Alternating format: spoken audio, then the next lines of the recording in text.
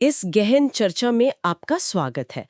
सोचिए, अगर आपको बिना किसी नक्शे के सिर्फ आंकड़ों से राजस्थान का एक मेंटल मैप बनाना हो, तो शुरुआत कहाँ से होगी? आज हमारे पास प्रतियोगी परीक्षाओं के लिए तैयार कुछ नोट्स हैं और हमारा मिशन भी कुछ ऐसा ही है, इन नंबरों और नामों को एक जीती जागती तस्वीर में बदलना। बिल्कुल। मकसद सिर्फ ये रटना नहीं है कि कौन सी सीमा कितने किलोमीटर की है।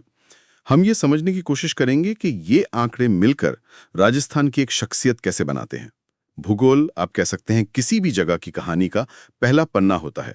तो चलिए इस कहानी को शुरू करते हैं। सबसे पहला और सबसे बुनियादी सवाल, राजस्थान है कहाँ?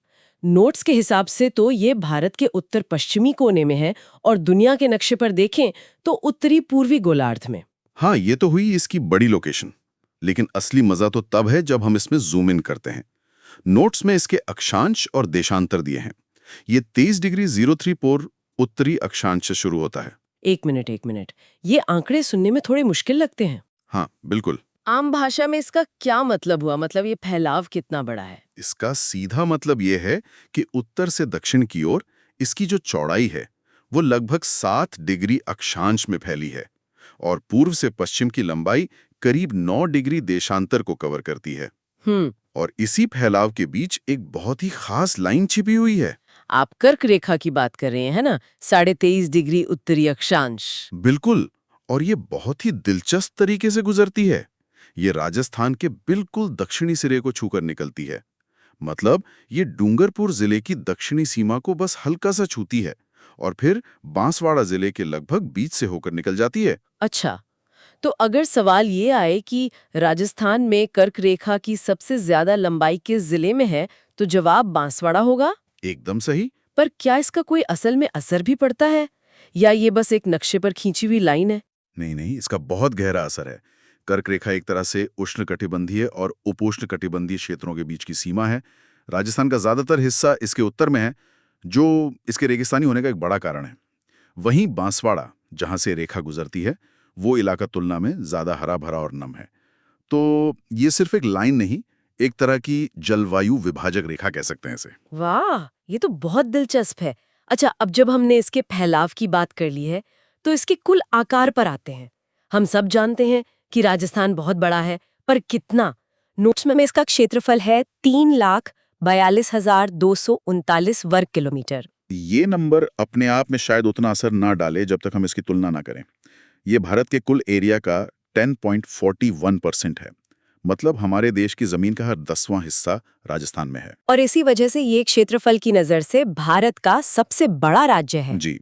लेकिन मुझे याद है, स्कूल में तो हम मध्य प्रदेश को सबसे बड़ा राज्य पढ़ते थे। तो ये बदलाव कब और कैसे हुआ? आपने बिल्कुल सही याद किया। ये दर्जा राजस्थान को हमेशा से नहीं मिला था। ये बात है 1 नवंबर 2000 की। उस दिन मध्य प्रदेश का विभाजन हुआ और उससे छत्तीसगढ़ नाम का एक नया राज्य बना। अच्छा। और जैसे ही छत्तीसगढ़ अलग हुआ, मध्य प्रदेश का एरिया कम हो गया और राजस्थान, जो तब तक दूसरे नंबर पर था, वो अपने आप पहले पर आ गया। तो ये दिखाता है कि कैसे राजनीतिक फैसले भी भूगोल की किताबों को बदल देते हैं। सही बात है। अब आकार से आगे बढ़ते हैं, इसकी आकृति पर।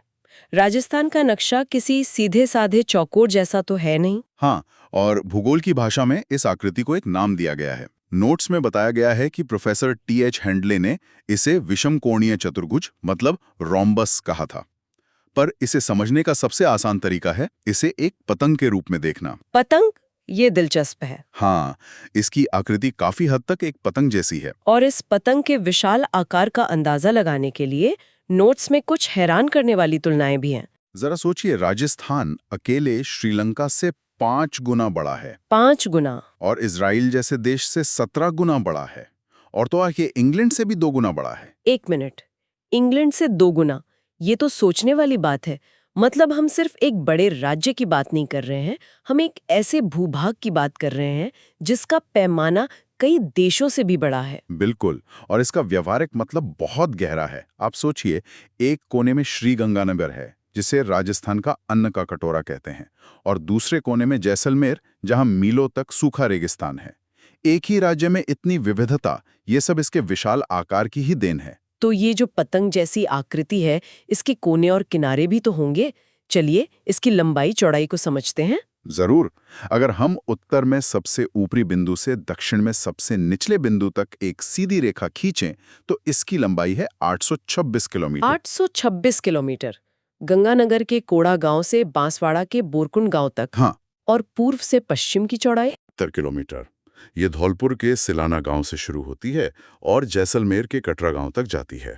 अच्छा, तो ये उत्तर दक्षिण की तुलना में पूर्व पश्चिम में ज्यादा फैला हुआ है। दोनों के बीच सीधा सीधा 44 किलोमीटर का फर्क है और शायद इसी वजह से ये एक पतंग जैसा दिखता है। आपने बिल्कुल सही पकड़ा।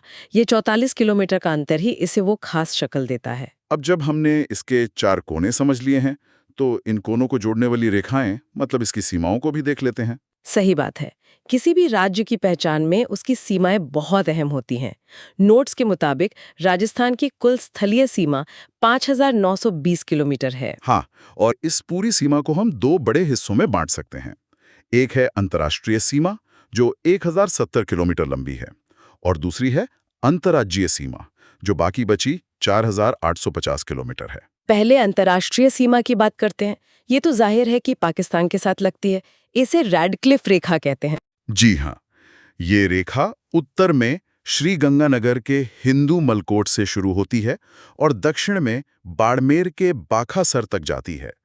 इस सीमा पर राजस्थान के 5 जिले हैं: श्री गंगानगर, अनूपगढ़, बीकानेर, जैसलमेर और बाड़मेर। एक मिनट, आपने अनूपगढ़ का जिक्र किया। ये तो नया जिला है।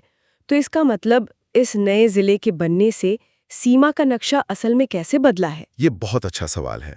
देखिए, जमीन वही है, सीमा भी वही है। बस पहले अनूपगढ़ का जो क्षेत्र श्री गंगानगर और बीकानेर का हिस्सा था, अब वो कागज पर एक अलग जिले के हिस्से में आ गया है। तो जो सीमा पहले उन 2 जिलों के खाते में गिनी जाती थी, अब उसका एक हिस्सा अनूपगढ़ के नाम हो गया है। ये समझना बहुत जरूरी था। और इनमें सबसे लंबी अंतर्राष्ट्रीय सीमा जैसलमेर की है? हाँ, सबसे लंबी जैसलमेर की है, 464 किलोमीटर। ठीक है। अब बात करते हैं अंतर्राज्यीय सीमा की, जो 4,850 किलोमीटर लंबी है और 5 राज्यों से लगती है। बिल्कुल, और हर पड़ोसी के साथ सीमा की लंबाई अलग है। सबसे लंबी सीमा है मध्य प्रदेश के साथ, पूरे 1600 किलोमीटर। 1600 किलोमीटर। हाँ, यह राज्य के दक्षिण पूर्वी हिस्से में लगती है और यहाँ चंबल नदी कई जगहों पर एक प्राकृतिक सीमा बनाती है। मध्य प्रदेश के बाद किसका नंबर आता है? दूसरी सबसे लंबी सीमा उत्तर पूर्व में हरियाणा के साथ है, 1262 किलोमीटर। उसके बाद दक्षिण पश्चिम में गुजरात है, 1022 किलोमीटर। फिर पूर्व में उत्तर प्रदेश, 877 किलोमीटर। और सबसे छोटी? सबसे छोटी सीमा उत्तर में पंजाब के साथ है, सिर्फ 89 किलोमीटर। सिर्फ 89 किलोमीटर। ठीक है।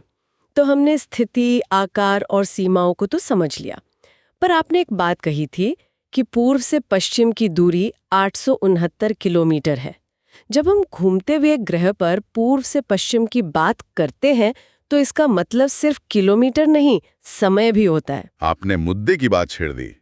राजस्थान का ये विशाल देशांतरीय विस्तार एक बहुत ही रोचक प्रभाव पैदा करता है, समय का अंतर। मतलब राजस्थान में सबसे पहले सूरज धौलपुर के सिलाना गांव में उगता होगा, क्योंकि वो सबसे पूर्व में है। बिल्कुल सही। और सबसे आखिर में जैसलमेर के कटरा गांव में। तो अब असली सवाल ये है कि पहले और आखिर में कितना फर्क होता है?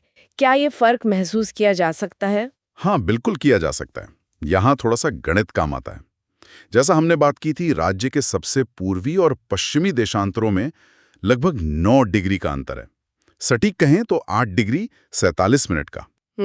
और हम ये जानते हैं कि सूर्य को 1 डिग्री देशांतर पार करने में 4 मिनट लगते हैं। तो अगर हम 8 डिग्री 47 मिनट मतलब लगभग 9 डिग्री को 4 मिनट से गुणा करें तो ये तो 36 मिनट आता है। एकदम सही। सटीक गणना करें तो 35 मिनट 8 सेकंड। इसका मतलब ये हुआ कि धौलपुर के स्थानीय समय और जैसलमेर के स्थानीय समय में लगभग 36 मिनट का अंतर है। 36 मिनट, ये तो बहुत ज्यादा है। हाँ, जब धौलपुर में सूरज उग रहा होता है तब तटरा गांव में अभी भी रात का अंधेरा होता है। वहां के लोगों को सूर्योदय के लिए आधे घंटे से ज्यादा इंतजार करना पड़ता है। क्या इसका असर लोगों की रोजमर्रा की जिंदगी पर भी पड़ता होगा? देखिए, आधिकारिक तौर पर तो पूरा भारत एक ही समय क्षेत्र का पालन करता है, लेकिन जैविक रूप से दिन की रोशनी का अनुभव बिल्कुल अलग होता है। आपको सच में महसूस होता है कि आप देश के एक सिरे पर खड़े हैं और सूरज आपसे विदा ले रहा है, जबकि आपको पता है कि पूर्वी भारत में कब की रात हो चुकी है। ये भूगोल का एक बहुत ही वास्तविक अनुभव है। ये एक शानदार तथ्य है। ये सिर्फ एक नंबर नहीं, एक अनुभव है जो राज्य के विशाल पैमाने को सही मायने में दिखाता है। हाँ, तो आज की इस चर्चा को समेटते हैं। हमने देखा कि राजस्थान सिर्फ एक बड़ा राज्य नहीं है, ये एक विशाल पतंग जैसी आकृति वाला भूभाग है जिसकी सीमाएं एक तरफ पाकिस्तान तो दूसरी तरफ 5 भारतीय राज्यों से लगती हैं। और इसका पूर्व से पश्चिम का फैलाव इतना ज्यादा है कि सूर्योदय के समय में भी लगभग 36 मिनट का अंतर आ जाता है। और ये सभी विवरण मिलकर राजस्थान की एक अनूठी भौगोलिक पहचान बनाते हैं। ये सिर्फ परीक्षा के लिए तथ्य नहीं है, ये उस जमीन की कहानी बताते हैं जिस पर इसकी संस्कृति और इसके इतिहास ने आकार लिया है। इन नोट्स में अनूपगढ़ जैसे नए जिलों का भी जिक्र है, जो एक सवाल खड़ा करता है। जब कागज पर प्रशासनिक सीमाएं बदल दी जाती हैं, तो उस जमीन पर रहने वाले लोगों के जीवन और उनकी पहचान पर इसका क्या असर पड़ता है? भौतिक भूगोल तो वही रहता है, लेकिन क्या एक जिले की सीमाओं को बदलने से उसका विकास और वहां के लोगों का अपनी जगह से रिश्ता हमेशा के लिए बदल जाता है? ये एक ऐसा सवाल है जिसका जवाब शायद सिर्फ नक्शों में नहीं, लोगों की कहानियों में मिलता है।